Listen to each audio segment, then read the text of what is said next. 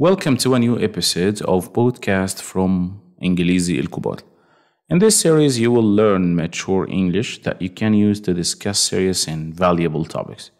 It's not just about learning a language. You will also gain a lot of knowledge. And when it comes to انجليزى الكبار, it's no longer just a language. It's knowledge, information, and experiences that enter your mind through language. It's like hitting two birds with one stone. It's strengthening your language skills while gaining knowledge and experiences in different areas of life. This kind of knowledge produces a strong person who knows what they are doing and where they are going. Today, we will talk about politics. Politics will be our topic today. We're gonna start with a famous quote. A well-known quote about politics comes from Winston Churchill. He said, "Politics is not a game, it is an earnest business." Again, politics is not a game, it's an earnest business. Who said that? Winston Churchill. Again, repeat it after me because we do the shadowing here. We do some kind of shadowing here, so you have to imitate me. Politics is not a game, it's an earnest business. Again, repeat after me again. Politics is not a game, it's an earnest business. Politics is not a game, it is an earnest business. Politics is not a game, it's an earnest business. This means that politics is a serious work, not just a fun competition. It highlights how important political decisions are because they can greatly affect people's lives and society as a whole. If you want, we can look at more quotes or discuss specific politics topics. All these things will be in detail when you, let's say, participate in our courses. So here are 15 keywords related to politics along with simple explanations and examples. Let's start with the first one, democracy. So the first word that we have here related to politics is democracy. Democracy is a system of government where people choose their leaders through voting. Everyone has a say in how things are run.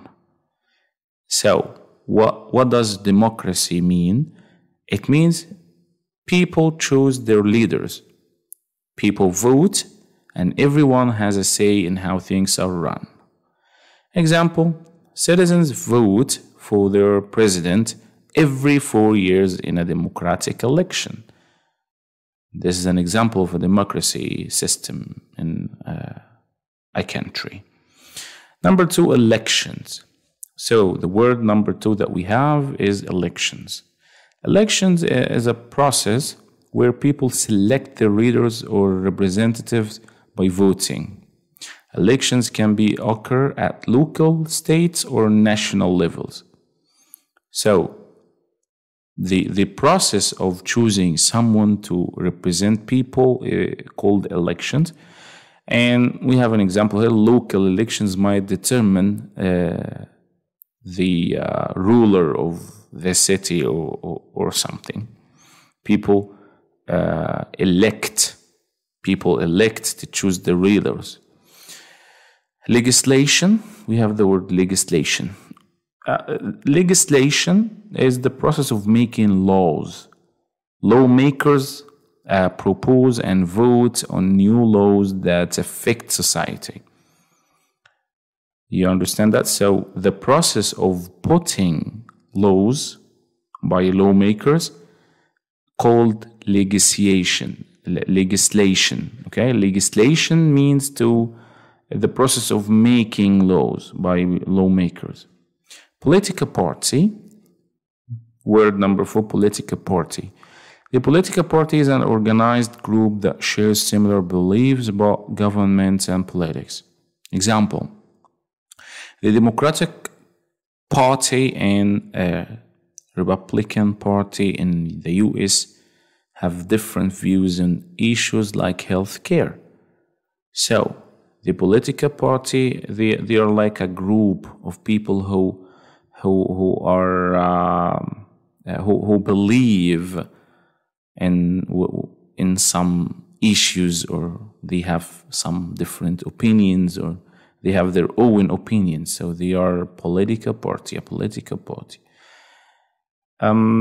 Word number 5, public policy. Public policy, decisions made by the government to address issues affecting the community. So this is called public policy. Lobbying, it's a kind of policy influencing government officials to make decisions that benefit a specific group or cause.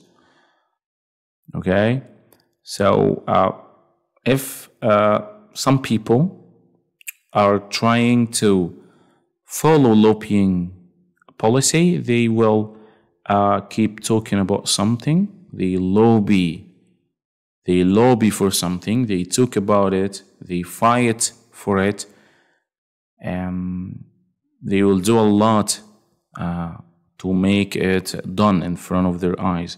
So it's called lobbying, influencing government officials to make decisions that benefits a specific group or cause.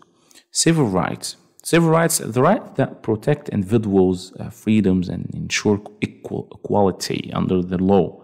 So civil rights means that everyone in the country should have some rights under the law. Constitution, we have the word constitution, means written document that outlines a country's fundamental laws and principles.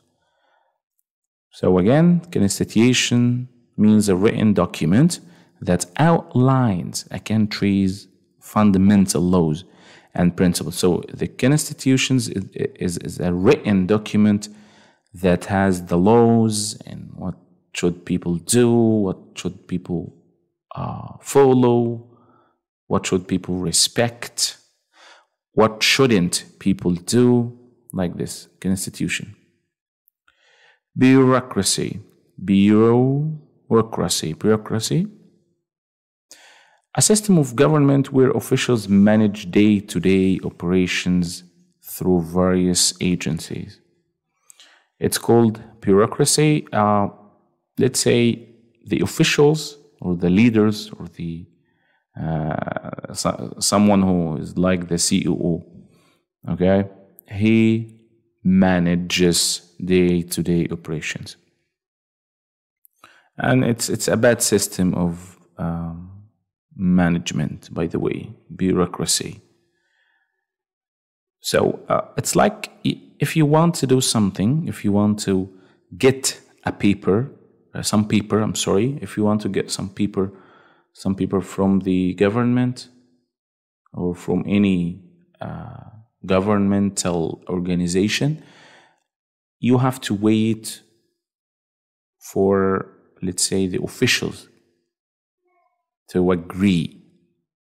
Then you can have your paper.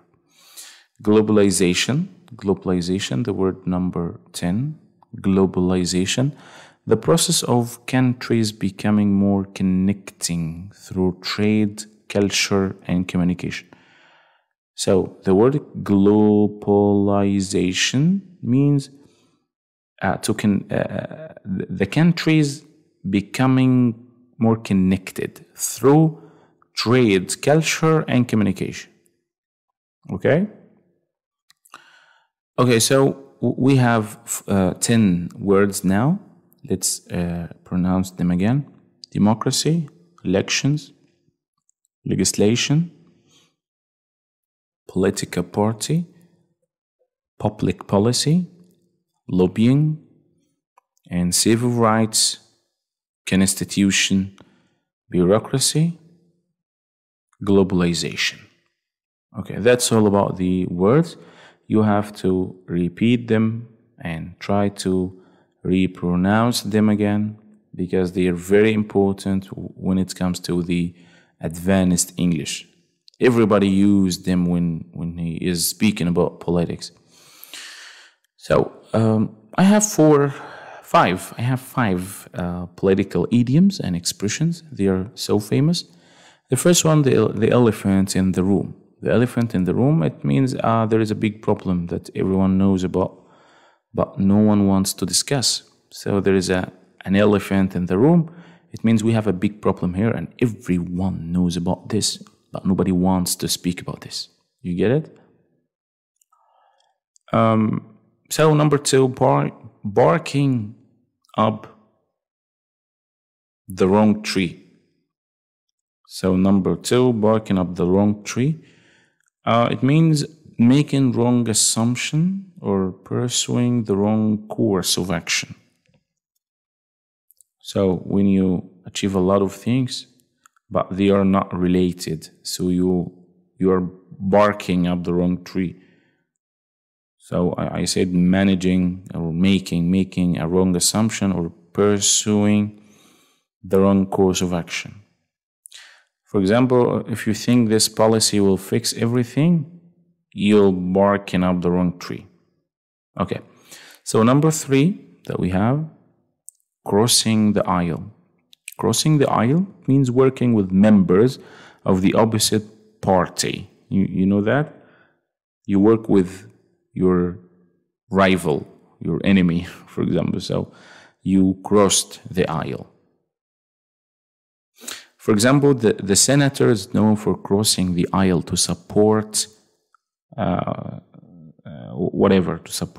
So when you cross the aisle, it means you work with members of the opposite party or the opposite team or whatever. Number four, political football. Political football. It's very common. An issue that is debated for political gain rather than being seriously addressed. So, issue that is debated for political gain rather than being seriously addressed. For example, when political people or politicians, let's say politicians, people who are working in politics, when politicians keep discussing an issue just for discussing, they are playing football. It's called political football. There is no serious thing. There is no real issue to be discussed, but they are keep fighting, keep debating, keep doing, talking. It's like in vain speech. It's a political football. Caught between a rock and a hard place. Facing a tough decision with no good options. So caught between a rock and a hard place. When you are caught between a rock and a hard place, it means you are facing a tough decision with no good options. The politician was caught between a rock and a hard place with the new law. Okay? You can find a solution. You can find a tunnel to run away, for example. So I have 5 common idioms and expressions here. The elephant in the room, crossing the aisle, barking up the wrong tree, political football, caught between a rock and a hard place. So now we have a very interesting story. It was a very famous novel. It's called Animal Farm. So once upon a time, in a small farm in the English countryside, there lived many animals who were tired of working hard for their careless owner, Mr. Jones. He often drank too much and forgot to feed them properly. So the animals dreamt of a better life. So, can you please tell me, I'm speaking here about some animals lived where? Okay, they lived in a small farm in the English countryside. Say, who was the careless owner? Mr. Jones. Mr. Jones was the careless owner of the farm. He often drank too much and forgot to feed them. So, of course, they dreamt of a better life. One night, an old pig named Old Major called a meeting in the barn. He spoke passionately about freedom and how they should take control of their lives. Let's rise up against our farmer, he said that. Let's rise up against our farmer. He encouraged the other animals to rise up against their farmer. Inspired by his words, the animals decided to work together to change their fate. So, who was the hero who was trying to make the other animals speak? Okay, Old Major, a pig. Where did he do that? Okay, let's say in the barn, in the farm. What did he say to encourage other animals to move? He said, let's rise up against our farmer. And what happened to the other animals? They were inspired by his words. With courage, they chased Mr. Jones away and took over the farm, renaming it Animal Farm. They created rules to ensure everyone was treated fairly, saying all animals are equal. So, after they took over the farm, and after they chased Mr. Jones and took over the farm, what did they do? They created rules. Which rules? Rules to ensure everyone was treated fairly and equally. And what did they say? They said the animals are equal. The animals are equal. At first, life was wonderful. The animals shared the work and enjoyed their freedom. However, the pigs, who were the smartest animals, began to take charge. Napoleon, a clever pig, wanted power for himself. He pushed out another pig named Snowball, who had many great ideas for improving the farm. So, after they began to take charge, after the animals took over the farm, they lived a wonderful life at first. But after a while, the pigs, especially the pigs, because they were the smartest animals, they began to take charge. Napoleon and Snowball, so we have two pigs, began to take charge, Napoleon and Snowball. So Napoleon, a clever pig, wanted the power for himself. So what did he do? He pushed out another pig named Snowball. He pushed Snowball, who had many great ideas for improving the farm. So who had great ideas for improving the farm? Napoleon or Snowball? Snowball. So did Napoleon have great ideas for improving the farm? No, he didn't have. So what did he have? Who had that? Who had that? Napoleon. No, Snowball. So Snowball had many great ideas for improving the farm. As time went on, the pigs started to act more like humans. They changed the rules to benefit themselves. All animals are equal, they said, but some animals are more equal than others. The dream of a fair farm slowly faded away. The other animals worked harder than ever, but received very little in return. They looked at the pigs enjoying a life of luxury in the farmhouse and felt confused and sad.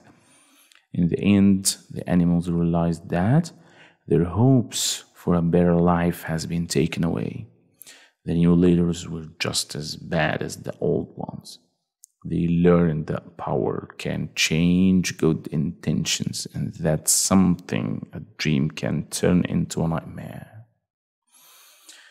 So, what happened at the end? The animals regretted, and they were confused and said, why? Because they looked at the pigs enjoying a life of luxury in the farmhouse, and they are still working hard for nothing. So they learned that power can change good intentions, and their dream can turn into a nightmare, and it turned into a nightmare. So that's the end of our podcast. Try to listen to it again and have a notebook with a pen. Try to write your notes, and I hope you enjoyed this episode. It was about politics, and see you next episode. Bye.